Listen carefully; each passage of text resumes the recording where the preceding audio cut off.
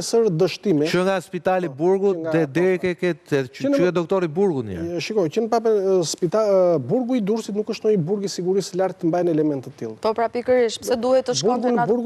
Pse duhet të jetë në atë burg? Një element i tillë si ka mundësi që është në këtë burg. Sepse përgjithsisht subjektet e SPAK-ut, këta me rrezikshmëri të lartë shoqërore, që janë pjesë e grupeve kriminale, zakonisht i kanë te burgu 313. Tani kjo është pikë pyetje më. Do aty majnë Ilirmetën te 313. Sepse përgjithsisht burgu nga çfarë dim, te burgu i Durrësit janë jo politikan, jo ish zyrtar, nuk shquhet për siguri të lartë. Në radhë dytë që në shoqërimin e tij, si është bërë shoqërimi i këtij personi?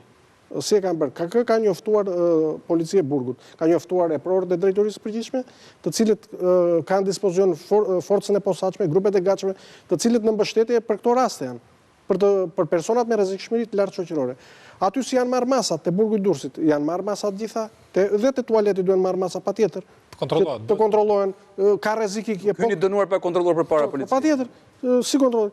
Si tha dhe profesor Karamuç, është dështim dhe i SHKB-së burgjeve, se çdo burg ka inspektor SHKB-je vetë, se kjo nuk është ngjarje e rastësishme, kjo është e mirë menduar, ta them unë.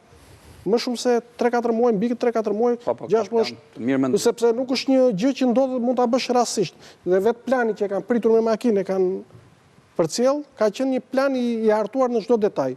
Mos them që mund të kem komunikuar edhe me smartphone brenda burgut. Kush është ai paraburgosur që merr në sy rrezikun për t'ikur me vrap? Dhe një distancë shumë të afërt ka policët që e ndjekin mbrapa të armatosur.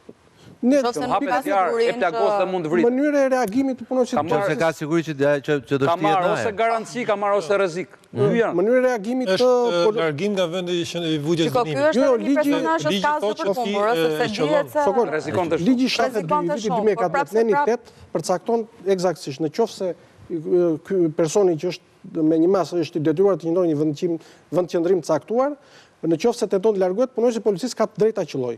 Neni 9 i këtij ligji përcakton fillimisht e paralajmëroj me fjalën dal dhe pastaj nëse ai s'ndalon e qellon. Kryesisht rekomandohet të qellohet në gjymtyrët e poshtme. Por ka raste kur nuk paralajmërohet, e thotë shprehni